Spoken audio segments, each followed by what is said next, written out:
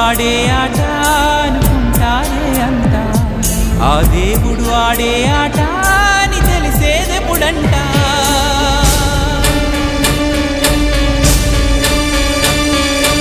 అయ్యో ఈ ఆటకి అంతే లేదుగా, అయినా లోకానికి అలుపే రాదుగా.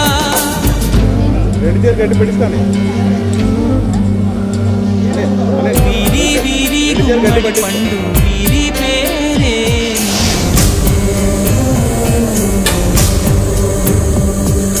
దాగుడు మూతల దండా కోరు వీరి పేరే.